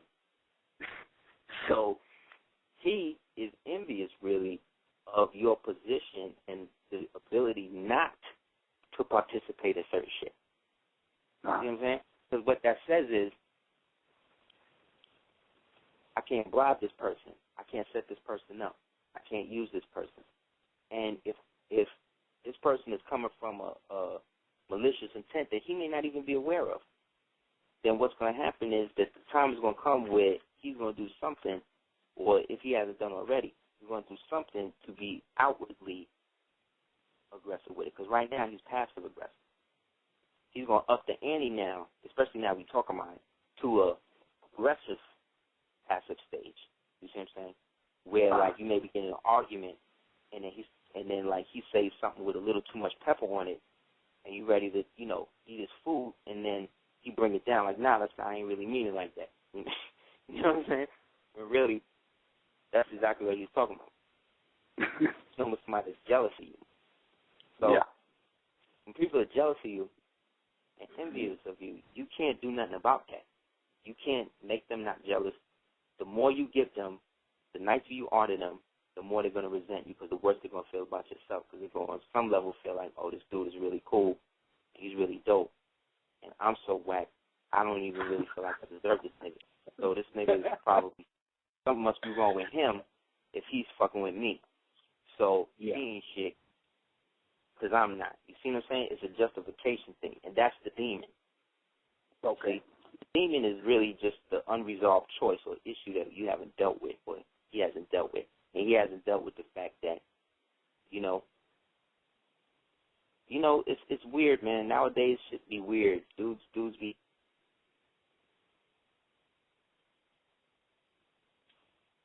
Hello?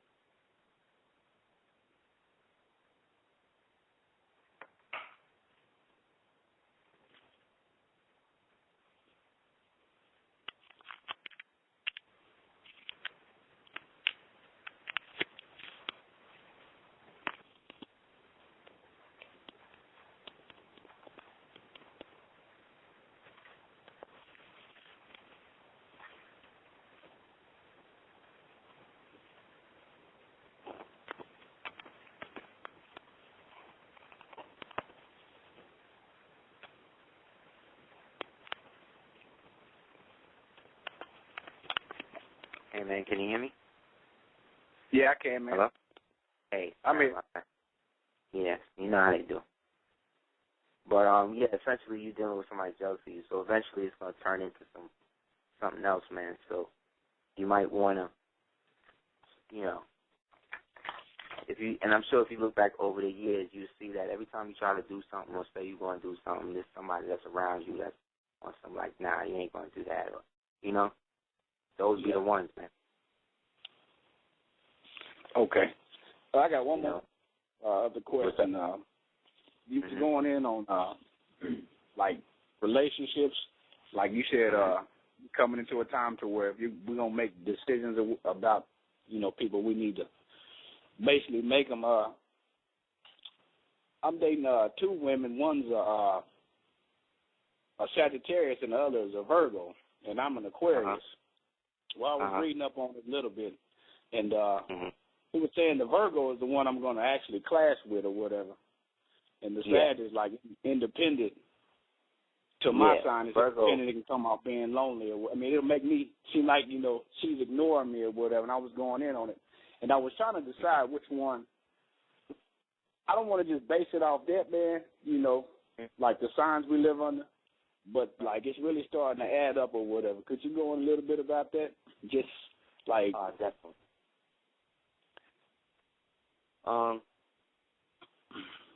Essentially, you're dealing with a fire sign and an earth sign. So,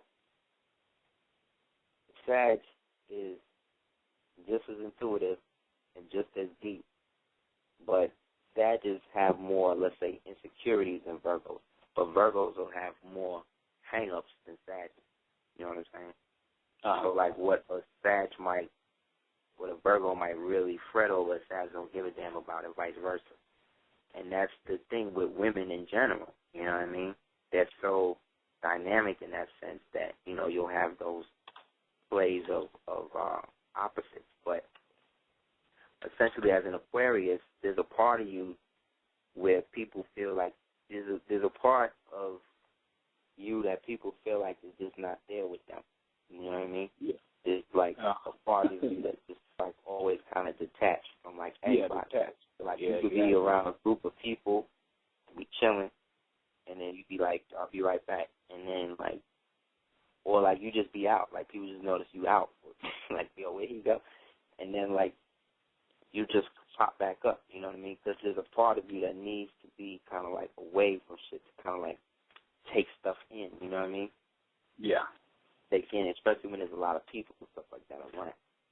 So there's an aspect of you that really likes your freedom, you know what I mean? But in that, you kind of expect people to respect that, but at the same time, you may sometimes not respect theirs, you know what I'm saying? Yeah. So you'll get into situations where, like, it'll be like, do as I do, not as I say type shit sometimes. Well, that's how it'll come off. You know what I mean? It'll come off to them like that.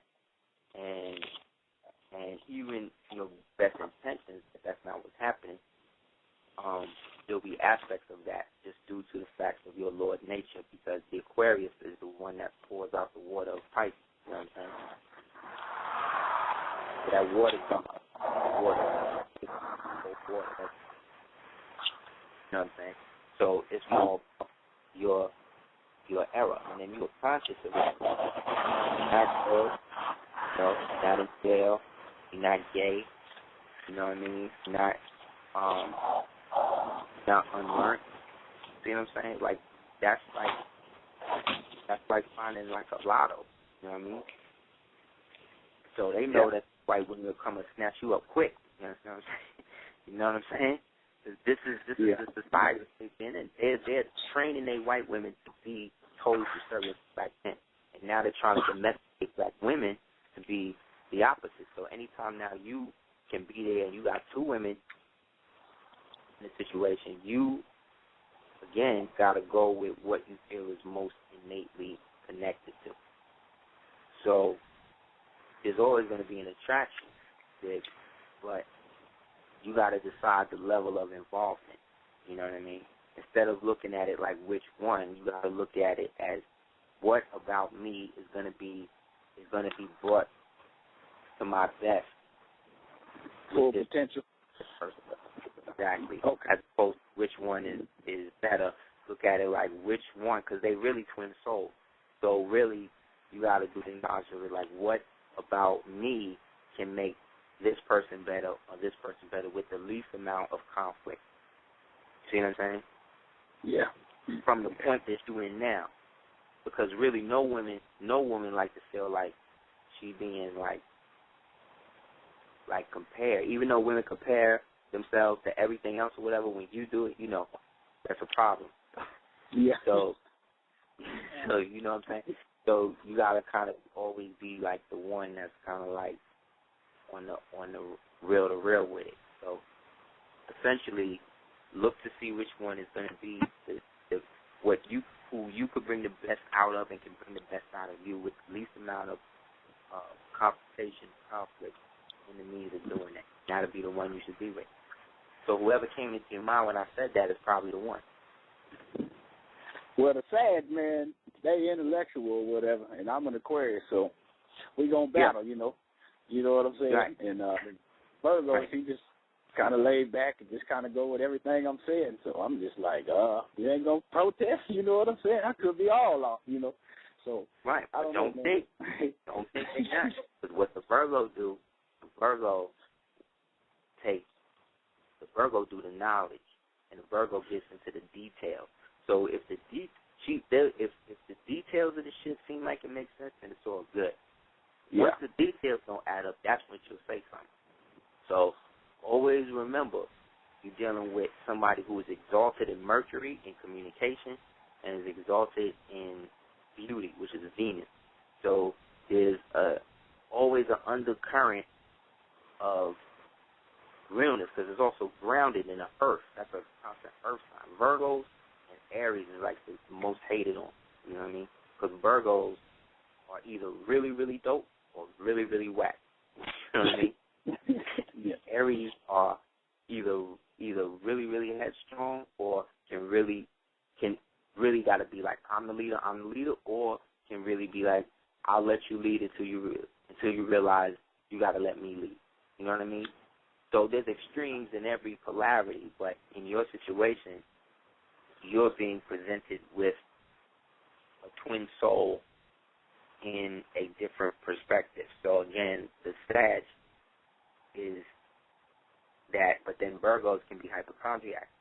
So you got to always be in a situation where whatever little thing that you see that you may have been security on, you should really help her deal with that. You know what I'm saying? Yeah. So yeah, man, you sound like you're in a good place with it. So good luck. I appreciate it, man. And the DVDs that y'all have, man, ain't nothing on back order, nothing. I could just order it, and just receive it or whatever. I'm sorry, I have to wait. Would I have to wait on the melanin activation yoga DVD? Oh, no. Or I just order it? If you go to www.aseerthejugateers.com, you can order it from there in the DVD section. You go to the store section, and you can look, and you can order it right from there. Okay. All right, man. I appreciate it, man. And, thank you, brother. All right, definitely. All right. Peace.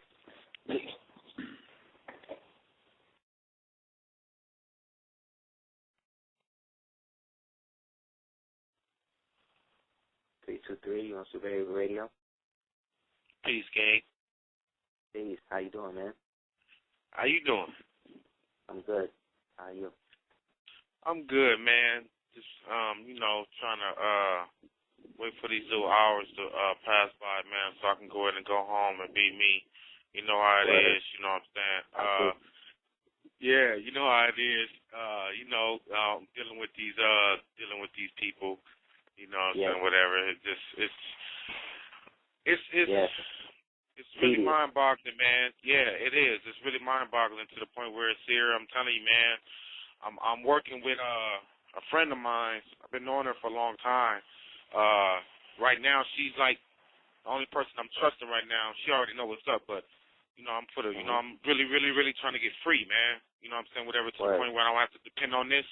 You know what I'm saying? So me and her is working out, so whatever, something to the point where we can go in and start our own little business, so whatever, because I just can't do it no more, man.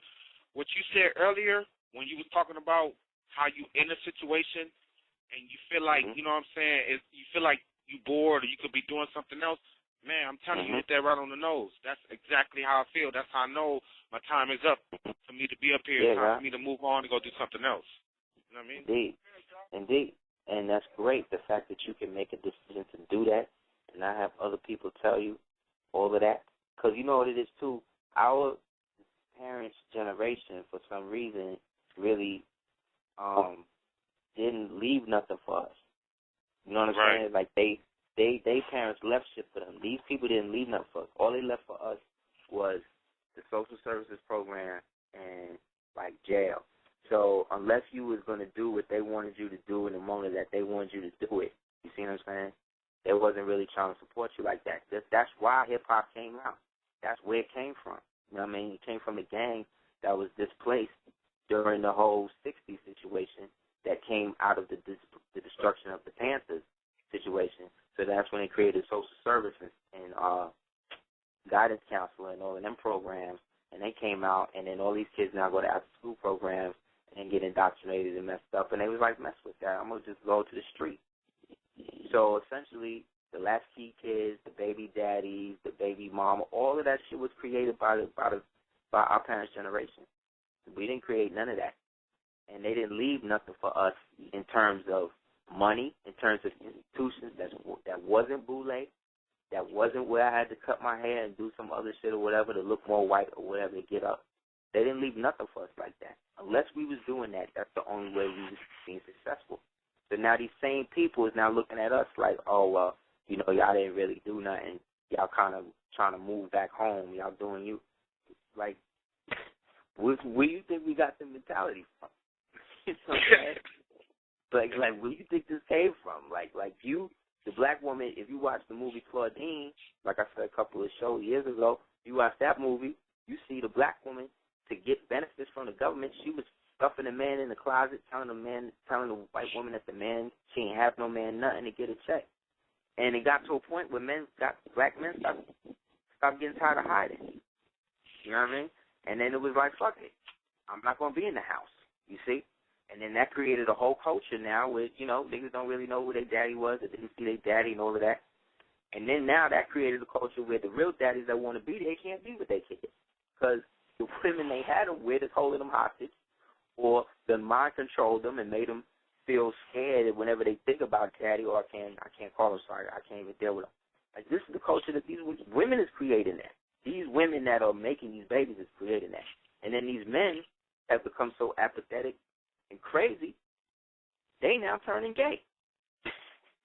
You know what I'm saying? You know what I'm saying? You know what I'm saying? Right. Like, this shit. What I'm saying is, this shit come from somewhere. Like, this ain't, you know what I mean? Like, this ain't just happened. Like, this came from a system, from choices that was made by people who were supposed to look out for us, and they dropped the ball. And now they looking at us like, what y'all niggas gonna do? And these niggas ain't leave us no money to do nothing, no infrastructure to do nothing, no stable institution to do nothing. So this is why you have a bunch of different people who really are trying to do, who are really building on black consciousness, but then they'll come with all of their different agenda behind it, You know what? You're right. You're absolutely right, man. Go ahead. Because when you was talking about the baby mama thing, man, that's crazy how you was talking about that. I'm gonna make it. I'm trying to make it short. I got a baby mom, so I haven't seen her in some years or whatnot. One day, maybe sometime last year. No. It was this year. Was it this year? No, it was last year. I got off work and I went home, and some told me you need to Google her. So I'm sitting up there Googling her. I know her first name and last name because I still remember my son's name and everything too. So I Googled her, you know what I'm saying, and I found her. So I find the story that was attached, you know, so whatever to her name and everything. You know, I'm doing all this from the mind, you know what I'm saying, whatever to the phone. So I read this story that was attached, you know what I'm saying, to her name and everything, and she was in the news in Vegas. And it was about her boyfriend. What happened was her boyfriend ended up killing her baby. Her baby's son. Yeah, man. Oh, my God. Ended up killing. Yeah, so when I read the story, right, I'm reading it. And, like, the first sentence was mentioning something about a 10-year-old. So I put the phone down. I said, wait a minute, man. Because, you know, I have to sit back on this. Like, you know what I'm saying? So I sat back, and I was like, yep, that's him, man. I said, that's my son. I said, wow. So I'm sitting up here reading the whole story, you know what I'm saying, and everything. And it was really, really, really crazy because it was just like, if you would have not been on what you was on before, I wouldn't have known my son to the point where he wouldn't have been going through what he was going through watching his little brother, you know, so whatever die like that. You see what I'm saying? Indeed. Due to your stupidity. But don't get me wrong, because man, you already know I love black women. Regardless of the fact I was you know what I'm saying? You already know what goes along with that, you know what I'm saying, Aseer? But at the same time, it's just like, you know what I'm saying? I'm just like, wow, so what I'm doing right. Yeah. So right now, so what I'm doing. Yeah, so what I'm doing right now, you know, I'm for the go ahead and lead this, you know what I'm saying, this little job stuff along and get on my own little thing and do that, and at the same time I got to go to Vegas, you know, so whatever, you know, do the necessary paperwork or whatnot, so I can go on, you know, so whatever, bring my little Nia, you know, so whatever with me back out here, so I can go on to be on this single parent stuff, because I feel that that's not fair for her to be doing me like that when I ain't never did nothing to her. You see what I'm saying? Indeed. But the reason why she's going through that, and the reason why I want to make it clear too, and what we making it clear is that when the women that I'm talking about, these are not women. You know what I'm saying? This happen to represent. This don't represent all black women. We're not saying that. This don't represent all black men. We ain't saying that. I'm saying though that there's a proportionate amount though of black women who are raising babies to specifically spite the people that they had babies with. And I've seen, you know what, you're right. Right. And that's a real phenomenon in a community that black women need to get a hold of and really deal with. And don't take the fact that me as a man, a black man, is saying this to come down on you or to make you look like you whack or to whatever. I'm saying something.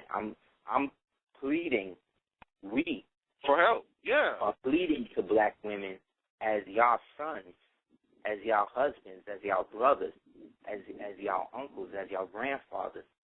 Get it together. Get a hold of these bitches and tell them when you see them doing these things to these kids and you see them bugging out, deal with them, pull them aside, strap them down if you have to, man, and get control, help get control of the situation. Admit, firstly, that this is going on because these women act like every man, like child support means fatherhood. This is how warped these people are, and child support only deals with the money given to the court for the child, because what the mother does when she goes to the court for the child support is agrees to take on the court as a co-parent to extort money out of the person she biologically had a child with, therefore creating a separate entity in the child and making the child a ward of the state. This means the child will get his lawyer, the child will get his own lawyer, the child will have its own bond. That means that they could take the child away from you just like they take the child away from him. So if you are doing that to spite him or whatever, just think of what may happen, because these people have no respect for you. They have no respect for your children. You are just a dollar sign, and they have been doing this since 1405. It started in Munzing, Germany, and it started in Malaga, Spain, after the expulsion of the Moors, and has been going since then. From that point on, they said that all Moors was going to go to Catholic school, and to this day, we're all the black children. We're all the good schools you could send your kids to, Catholic schools, right?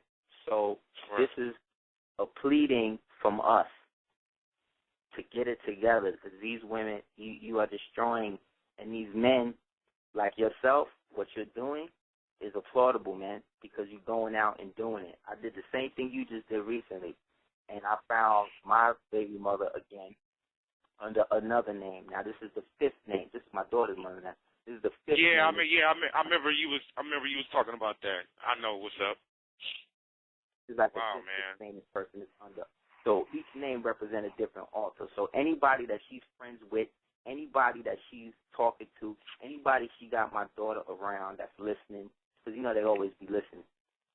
Mm-hmm. Anybody that you got them around like that, if you still are doing that and you are not urging this woman to allow me to be with my daughter, because I'm not going to go to the white man to get her. I'm not going to do it. But when I go to get her myself, she's going to get the white man to stop me. You see what I'm saying? Or try to get him to do. You understand? That's how this is what's going on, because you're talking about the Bride of Frankenstein. That's what we really talk about. You're talking about the creature from the Black Lagoon, the ship where that was created to separate you from yourself. This is connected to an energy called Heru, who was put in charge of Bethlehem to kill all of the firstborn of Egypt.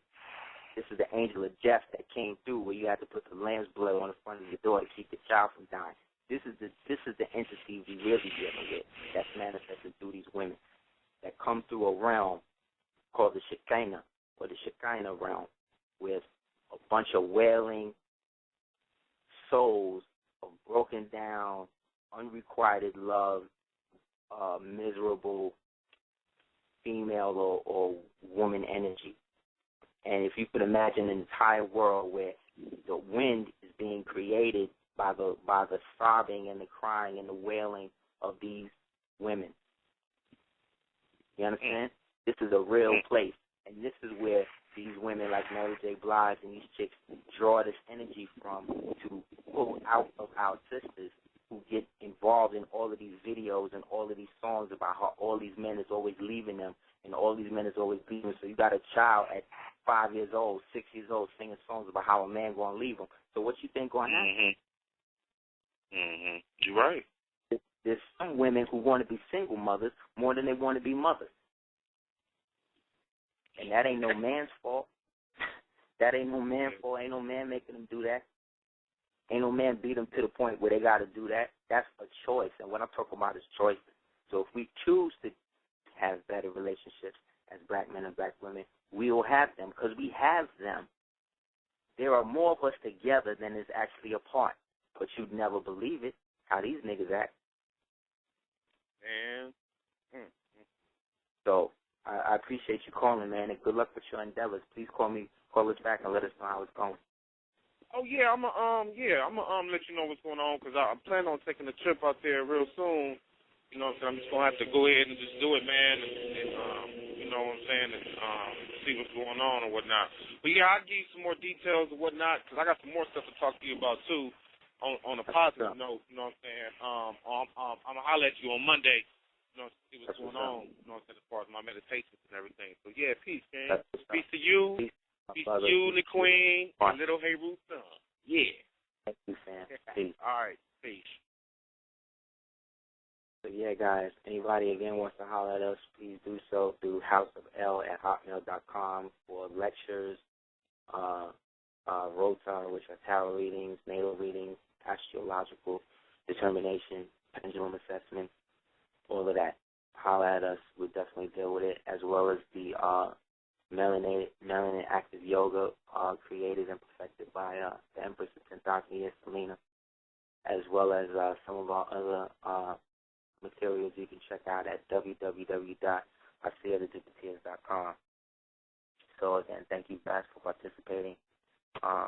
For those members of our ongoing class, thank you for participating, and we'll definitely see you next week. And if you're going out tonight, be safe.